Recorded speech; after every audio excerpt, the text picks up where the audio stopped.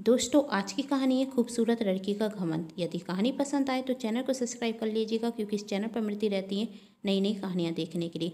Video को like कर दीजिएगा, क्योंकि आप करते हैं वीडियो को लाइक तो मुझे मिलती है नई नई कहानियाँ देखने के लिए प्रेरणा। और हाँ, कहानी पसंद आए तो अपनों के साथ शेयर कर दीजिएगा, जिससे ये कहानी ज़्यादा से ज़्यादा लोगों तक पहुँच सके और मेरी मेहनत सफल हो सके। तो चलिए कहानी शुरू करते हैं। आज संजना की दोस्त शीतल की शादी थी। संजना तैयार होकर जब अपनी दोस्त की शादी में जाती तो उसकी सभी दोस्त संजना की बहुत तारीफ करती। संजना से कहती, आज तो तुम बहुत खूबसूरत लग रही हो।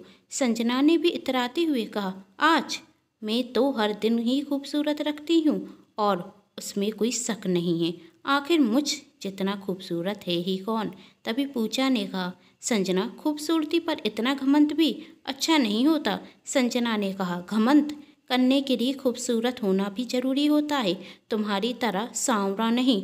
संजना की बात सुनकर पूजा गुस्से में वहाँ से चली जाती।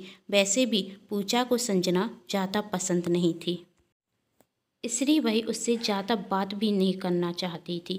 संजना हर वक्त अपनी खूबसूरती का घमंड दिखाती थी, जो पूजा को बिल्कुल भी पसंद नहीं आता था। दूसरी लड़कियां तो संजना की चापलूसी करती थी, लेकिन पूजा उन लड़कियों में से नहीं जो संजना की चापलूसी करें। पूजा के जाते ही साथ संजना कहती, ए पूजा ना मुझसे जलती है, इसलिए हर बार अपना ज्ञान देती रहती है। वैसे मुझे क्या करना, चलो चलकर हम शीतल से मिलते हैं। संजना और उसकी बाकी की दोस्त शीतल को जाकर बधाई देती। तभी शीतल संजना से कहती, अब तू कब शादी कर रही है। संजना ने कहा, जिस दिन मेरे राय कलर का मिल जाएगा उस दिन मैं शादी कर लूँगी। शीतल कहती, तेरे राय कलर का मिलेगा कब, अभी तक तो तू 5 लड़कों को रिजेक्ट कर चुकी है। संजना ने कहा, क्या करूं, उन लड़कों में कोई बात ही नहीं थी कि वह मेरे पति बन सके। और शीतल को बधाई देते हुए संजना और उसकी सहेलियां वहां से चली जाती। और संजना अपनी सहेलियों से कहती, अब मैं थोड़ी ना कोई ऐरे गहरे लड़के से शादी करूंगी। इस शीतल को ही देखना कि सांवरे लड़के से शादी की है, दिखने में तो एकदम बदसूरत है। क्या मैं किसी ऐसे लड़के से शादी करूंगी। मैं तो उस लड़के से शादी करूंगी जो दिखने में हैंडसम होगा, जिसकी सैलरी लाखों में हो, जिसके पास एक बड़ा घर हो, कार हो और काम करने के लिए नौकर चाकर हो। पापा ने अभी तक जो 5 लड़के देखे हैं ना, उनमें से किसी में भी एक गुण नहीं थे। कर पापा ने एक और लड़का देखने के लिए बुलाया है। यदि पसंद आ गया तो शादी करूंगी, वरना किसी और को देखूंगी। तभी संजना की दोस्त कहती, संजना जैसा लड़का तू कह रही है ना, वैसा लड़का मिलना तो मुश्किल है, हर कोई परफेक्ट तो नहीं होता। तभी संजना कहती, ऐसा तुम जैसी गवार लड़कियां सोचती हो, इसलिए किसी भी लड़के से शादी कर लेती हो, लेकिन मैं ऐसा नहीं सोचती। जब मैं परफेक्ट हूँ तो मुझे भी एक परफेक्ट लड़का जरूर मिलेगा, और मैं किसी भी ऐसे वैसे लड़के से शादी कर कर अपनी बेइज्जती थोड़ी ना कराऊंगी। मैं जिस लड़के से शादी करूंगी ना, उसे तुम सब भी देखकर कहोगी कि संजना ने कोई जीवन साथी ढूंढा है। कहकर संजना वहां से चली जाती। तभी संजना की दोस्त कहती, पूजा सच कहती है, इसे अपनी खूबसूरती पर कुछ ज़्यादा ही घमंड है। संजना को आखिर घमंड हो भी क्यों ना, उससे शादी करने के लिए कोई भी लड़का मना नहीं करता था। जिस घर में भी संजना का रिश्ता जाता था, वह घर संजना को अपनी बहू बनाने के लिए तैयार हो जाता था, क्योंकि संजना सच में इतनी खूबसूरत थी कि कोई भी लड़का उससे शादी करने के लिए मना नहीं करता था। संजना को इस बात का घमंड था, इसलिए अभी तक जितने भी रिश्ते संजना के लिए आए, संजना ने सबसे शादी करने से मना कर दिया। किसी लड़के की सैलरी पसंद नहीं आती थी तो कोई लड़का ही दिखने में पसंद नहीं आता था। किसी का कद कम होता था तो कोई ज़्यादा लंबा होता था, कोई सांवरा था तो कोई कम पढ़ा लिखा। दूसरे दिन संजना को देखने के लिए फिर लड़के वाले आने वाले थे। लड़का सौरभ दिखने में हैंडसम, पढ़ाई में अव्वल, एक अच्छी नौकरी भी करता था। संजना के पिता को पूरा विश्वास था कि संजना इस लड़के से तो शादी करेगी। आखिर संजना जैसा लड़का चाहती थी, वैसा लड़का ही तो था सौरभ। संजना जब सौरभ से मिलती तो सौरभ दिखने में संजना को बहुत पसंद आ जाता। संजना सौरभ से पूछती, आपकी सैलरी कितनी है। सौरभ कहता, 50,000 रुपये। यह सुनकर संजना सौरभ से शादी करने से साफ मना कर देती और सौरभ के परिवार को अपमानित कर कर जाने के लिए कहती। सौरभ के परिवार के जाने के बाद संजना के पिता संजना से कहते, यह क्या तरीका था घर पर आए हुए मेहमानों से बात करने का? यदि लड़का पसंद नहीं था तो इस तरीके से कहने की क्या ज़रूरत थी तुम्हें? संजना कहती, इसमें मेरी कोई गलती नहीं थी, इसमें आपकी गलती है। मैं आपसे 1000 बार कह चुकी हूँ कि मुझे कोई भी ऐसा वैसा लड़का नहीं चाहिए, लेकिन आप मेरे लिए एक से बढ़कर एक नमूने ढूंढ कर लेकर आते हैं, तो मैं क्या करूँ? संजना के पिता ने कहा, आखिर इस लड़के में क्या कमी थी? दिखने में एक अच्छा लड़का चाहिए था ना, तो यह लड़का क्या बुरा दिखता था? इसकी सैलरी भी अच्छी थी, फिर तुम्हें और क्या चाहिए था? संजना कहती, सैलरी सिर्फ 50,000 थी। 50,000 में मेरा खुद का खर्च नहीं चलेगा तो घर में कैसे चलाऊंगी? और ऊपर से कह रहा था कि अपने माता पिता को अपने साथ रखना चाहता है। मैं किसी भी ऐसी फैमिली में शादी करना नहीं चाहती जहाँ पर सास ससुर के झंझट हों। मैं किसी भी बंदिश में नहीं रह सकती। इस लड़के से शादी करती तो सिर्फ झाड़ू पोछे में ही मेरी ज़िंदगी निकल जाती, और मैं घर के काम करने के लिए नहीं हूँ। यदि घर के काम करूँगी तो मेरी खूबसूरती कम हो जाएगी। संजना के पिता संजना से गुस्से में कहते, यदि इसी तरह नखरे दिखाती रहोगी ना तो सिर्फ कुमारी रह जाओगी। तुझे कैसा लड़का चाहिए यह तो तुझे भी नहीं पता। सिर्फ तुझे लड़कों बारों का अपमान करने से मतलब होता है। तुझे तो कोई लड़का भी देखने नहीं आएगा। जब लड़के बारों को पता चलेगा कि तू उन्हें अपमानित कर कर घर से निकाल देती है। अरे अभी कुछ दिन पहले पवन देखने के लिए आया था। उसकी सैलरी 1 लाख रुपए महीने की थी। सरकारी नौकरी करता था, एक सरकारी बंगला था और घर में नौकर चाकर अलग से थे, लेकिन तुझे तो वही भी लड़का पसंद नहीं आया। संजना कहती, पसंद? उसे तो देखकर ही घृणा हो रही थी। देखा नहीं था कितना कारा था, अच्छा कमा लेता है, तो क्या मैं किसी भी कार्य करूँते लड़के से शादी कर लूँ? और प्लीज़ मेरे लिए ऐसे बेकार के रिश्ते लाने की कोई ज़रूरत नहीं है, कहकर संजना गुस्से में अपने कमरे में चली जाती और संजना के पिताजी वहीं सोफे पर बैठ जाते और अपनी पत्नी की फ़ोटो देखकर कहते, क्या करूँ मैं इस लड़की का? मोहल्ले के लोग मुझसे कहते थे कि तुम अपनी लड़की को कुछ ज़्यादा ही सिर पर चढ़ा कर रखे हो, बिखर जाएगी। आज लगता है कि सच में मैंने अपनी लड़की को बिगाड़ दिया है। एक भी लड़का इसे पसंद नहीं आता। इससे छोटे 2 भाई हैं, मुझे उनकी भी तो शादी करनी है, लेकिन यह लड़की है कि समझती नहीं। इस तरह दिन निकलते जा रहे थे और संजना के लिए जो भी रिश्ता आता संजना उस लड़के को और उस लड़के के परिवार को बेइज्जत कर कर घर से निकाल देती। संजना के पिता संजना से परेशान हो चुके थे, लेकिन संजना को कोई भी फर्क नहीं पड़ता। एक दिन उसकी दोस्त पूजा की शादी थी। संजना अपनी दोस्त पूजा की शादी में जाती तो देखते कि पूजा ने उसी लड़के से शादी की है जिसे संजना रिजेक्ट कर चुकी थी। पूजा की शादी सौरभ से थी, जिसे संजना ने यह कहकर मना कर दिया था कि इसकी सैलरी तो कितनी कम है। संजना को यह देखकर बहुत अच्छा लगता, जिस लड़के को उसने रिजेक्ट किया है उससे पूजा की शादी हो रही है, और वह खुश होकर अपनी दोस्तों से कहती, मैंने जिस लड़के को रिजेक्ट किया संजना उससे शादी कर रही है। इस जैसी गवार को तो यही लड़का मिल सकता है। जानती हो इस लड़के की सैलरी सिर्फ 50,000 है और सास ससुर भी साथ में रहेंगे। जिंदगी भर पूजा सास ससुर की सेवा करती रहेगी और घर के काम करते करते इसकी ज़िंदगी निकल जाएगी। मैंने तो इससे शादी करने से साफ मना कर दिया था। इतनी बुरी तरह बेइज्जत कर कर इसे अपने घर से निकाला था कि पूछो नहीं। तभी संजना की एक दोस्त ने कहा, संजना ऐसा नहीं है, मेरी शादी भी तो एक जॉइंट फैमिली में हुई है, लेकिन मैं तो इस तरीके से परेशान नहीं हूँ। तेरी सोच ही रखे। संजना कहती, रहने दे, मुझे तेरा ज्ञान नहीं चाहिए, और जाकर पूजा और सौरभ से मिलती है और पूजा से कहती, पूजा तुझे सौरभ पसंद आए? जानती है मैं तो सौरभ को पहले ही रिजेक्ट कर चुकी हूँ। क्यों सौरभ, पहचाना या नहीं? सौरभ संजना को कोई जवाब नहीं देता। फिर संजना कहती, तुम्हारे भाग में तो कोयला लिखा था और तुम हीरे को पानी चढ़े थे। तुम जैसे लड़के से तो पूजा जैसी सांवली लड़की ही शादी कर सकती है, मुझ जैसी सुंदर नहीं। तब सौरभ कहता, तुम भूल गई हो, हीरा कोयले की खदान में से ही निकलता है। और रही बात खूबसूरती की, तो मैं खूबसूरत लड़की से ही शादी कर रहा हूँ, जो रंग से ना सही लेकिन दिल से खूबसूरत है।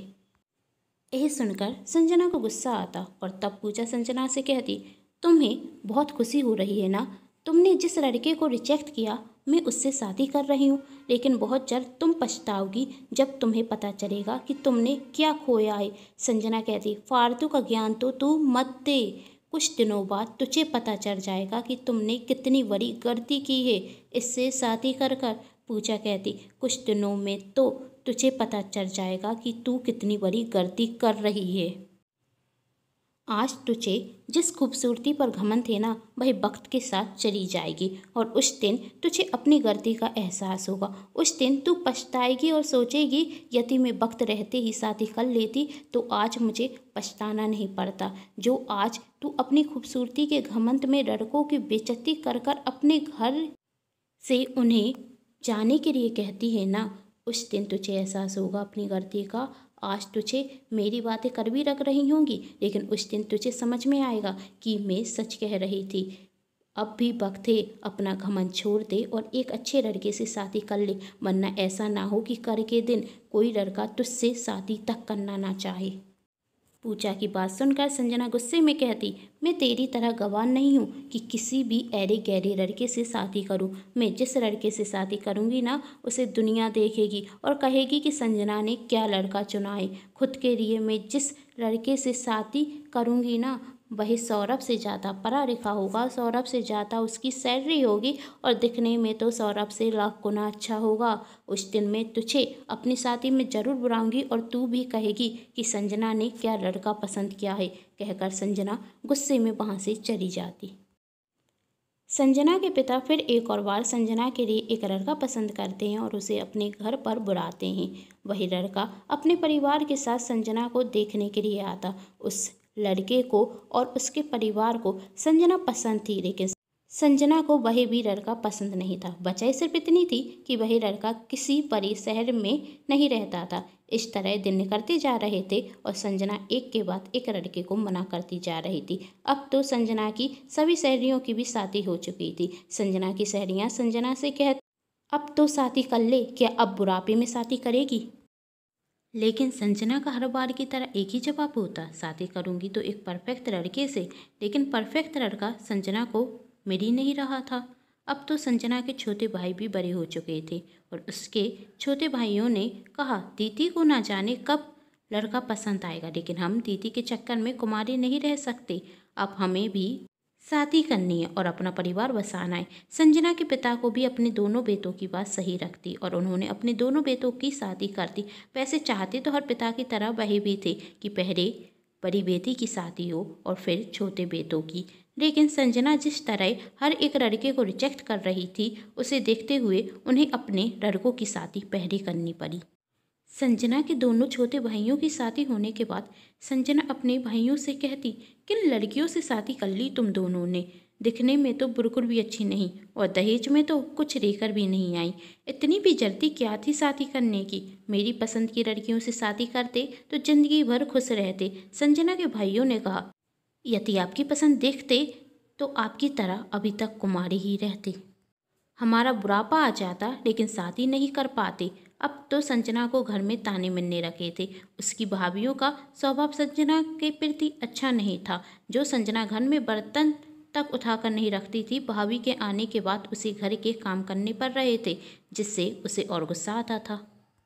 वक्त के साथ साथ संजना की उम्र भी बढ़ती जा रही थी। अब संजना 38 वर्ष की हो गई थी और संजना कि भाभी संजना से कहती, अब तो तुम्हें शादी करनी ही चाहिए। और संजना की भाभी संजना के लिए एक रिश्ता लेकर आती। रिश्ता विनय का था। बातों ही बातों में संजना को पता चलता है कि विनय के तो 2 बच्चे हैं। तब संजना विनय से कहती, तुमने सोच भी कैसे लिया कि मुझ जैसी खूबसूरत लड़की तुम जैसे 2 बच्चों के बाप से शादी करेगी? अभी के अभी निकल जाओ यहाँ से, मैं तुम्हें रिजेक्ट करती हूँ, मैं तुमसे शादी कभी नहीं करूँगी। विनय कहता, खूबसूरत, एक बार आईने में अपनी शक्ल अच्छे से देख लो। मैडम जी, आप बूढ़ी रखती हैं, मेकअप करने से कोई खूबसूरत नहीं हो जाता।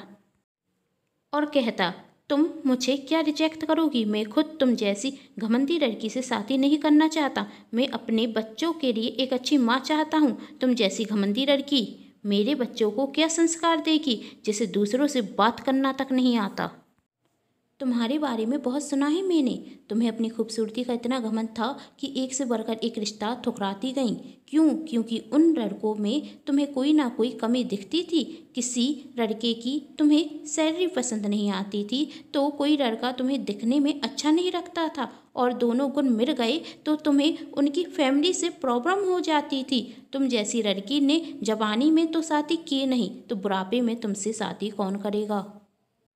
अभी तक जो संजना लड़के और लड़के के परिवार की बेइज्जती करती थी, उसे घर से निकाल देती थी, जो खुद लड़कों को रिजेक्ट करती थी, आज एक लड़का उसे रिजेक्ट कर कर चला गया था। संजना को आज बहुत बुरा लग रहा था और उसे आज पूजा की बात याद आ रही थी। पूजा ने उससे कहा था कि वक्त रहते शादी कर ले, क्योंकि तेरी खूबसूरती वक्त निकलते साथ चली जाएगी, और ऐसा ही हुआ था। अभी तक जो संजना लड़कों को रिजेक्ट करती थी, जिसे लड़के पसंद नहीं आ रहे थे, आज उस संजना को कोई लड़का पसंद नहीं कर रहा था, क्योंकि संजना की उम्र तक कोई लड़का कुमारा मिलना मुश्किल था। अब जो भी लड़का संजना को देखने के लिए आता वही संजना को रिजेक्ट कर कर चला जाता। बहुत मुश्किल से संजना की शादी 40 वर्षीय संजय से होती है, जिसकी पहली पत्नी की एक एक्सीडेंट में मृत्यु हो चुकी थी, जो एक ड्राइवर था। संजना ने अपने घमंड में लाखों हजारों रुपए कमाने वाले लड़कों से शादी करने से मना कर दिया था, और आज उसने 15,000 महीने कमाने वाले लड़के से शादी की थी। और संजना को यह जानकर और बुरा लगता कि संजना ने जिस लड़के से शादी की थी वह पूजा के पति सौरभ का ड्राइवर था। पूजा के पति सौरभ का प्रमोशन हो चुका था और आज उसकी सैलरी 1 लाख रुपए थी।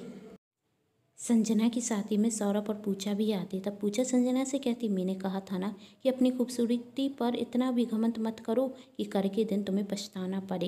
ये सुनकर संजना की आंखों में आंसू आ जाती।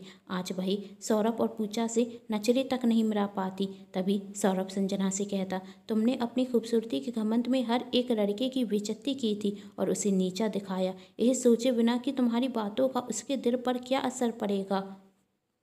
विनीत की सैलरी जरूर 15,000 है, लेकिन वह दिल का बहुत अच्छा है। मैं उसे पर्सनली जानता हूँ, वही मेरा ड्राइवर है, इसलिए मैं तुमसे यह कह सकता हूँ कि विनीत ईमानदार है, दिल का बहुत अच्छा है और वही तुम्हें हमेशा खुश रखेगा। इसलिए यह मत सोचना कि तुमने किस लड़के से शादी की जिसकी सैलरी इतनी कम है। यह सोचना कि तुम्हें क्या मिला है, वही लड़का जो तुमसे बहुत प्यार करता है। तुम दोनों की शादीशुदा जिंदगी में हमेशा खुशियाँ बनी रहे। यही कहकर सौरभ और पूजा वहाँ से चले जाते। यदि कहानी पसंद आई है तो अपनों के साथ शेयर कीजिएगा, जिससे ये कहानी ज़्यादा से ज़्यादा लोगों तक पहुंच सके। वीडियो को लाइक कर दीजिएगा और चैनल को भी सब्सक्राइब कर लीजिएगा, क्योंकि इस चैनल पर मिलती रहती है हर दिन एक नई कहानी देखने के लिए।